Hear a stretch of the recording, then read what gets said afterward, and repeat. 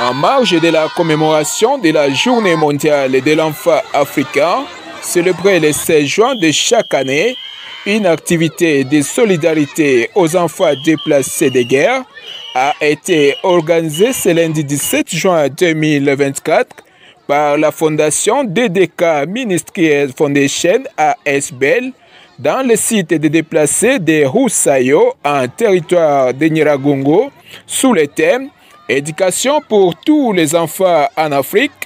L'heure est venue. Objectif : renforcer l'estime de soi des enfants déplacés de guerre et assurer leur acceptation à travers le jeu éducatif avec les enfants victimes de guerre en répétition à l'est de la République démocratique du Congo dans le but de ressortir les inégalités auxquelles font face les enfants déplacés dans les différents sites et dans la communauté d'accueil. Aujourd'hui, nous célébrons la journée dédiée à l'enfant africain. On célèbre chaque le 16 juin. Pour cette année, nous sommes fondation en collaboration avec d'autres organisations de la société civile. Nous avons pensé à l'enfant déplacé dans le camp de Roussayo, autour de Goma.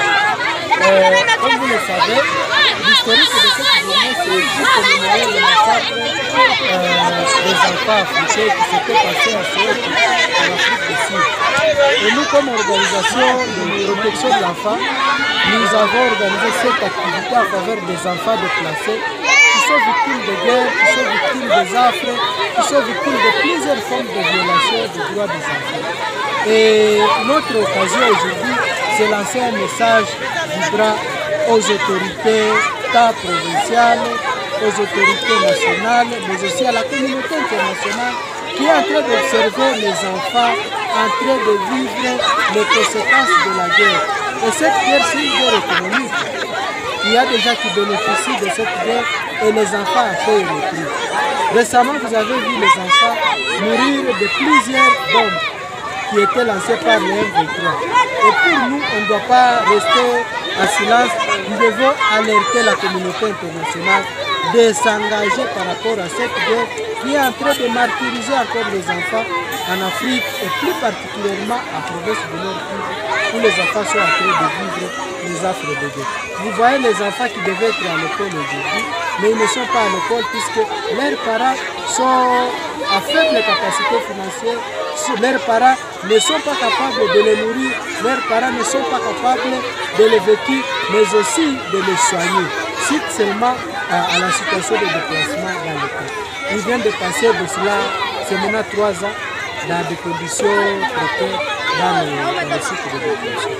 C'est à ça que nous lançons un message à toutes les autorités, que ce soit au niveau local, que ce soit au niveau national, que ce soit au niveau régional, mais aussi international, pour que cette guerre puisse finir et les enfants doivent rentrer dans leur village d'origine pour qu'ils puissent faire le développement. C'est à travers l'éducation, c'est à travers l'encadrement de leur.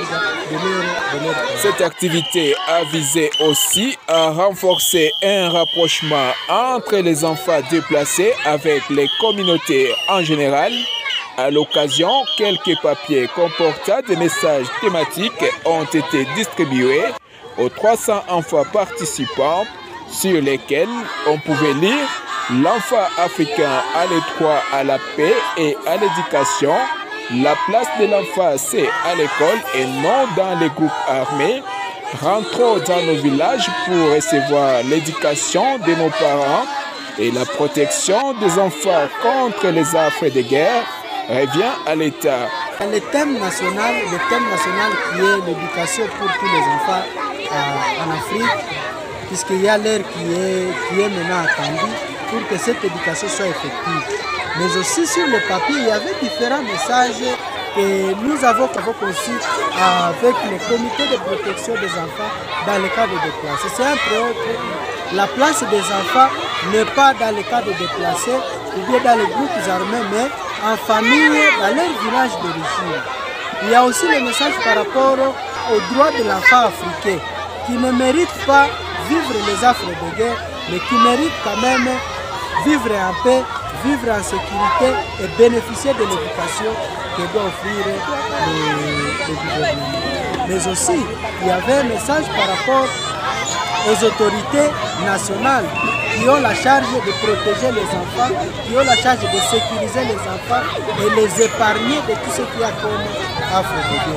Voilà pourquoi donner les papiers pour que ces enfants puissent répéter ce message et partout où ils vont passer dans l'État, partout où ils vont passer dans la communauté, ils seront en train de vulgariser ce message et que les autorités locales puissent comprendre qu'il y a quelque chose que je dois faire à faveur des enfants. L'activité a été réalisée par la Fondation DDK Ministerial Foundation en collaboration avec d'autres organisations de la société civile, parmi lesquelles Umoja Africa RDC, Solidarité pour enfants en détresse, Observatoire et défense des droits des personnes handicapées et les réseaux des organisations de la société civile pour la lutte contre l'enrôlement d'enfants dans les groupes armés qui ont eu l'occasion de sensibiliser la communauté et les autorités en place sur le respect des 12 droits fondamentaux des enfants.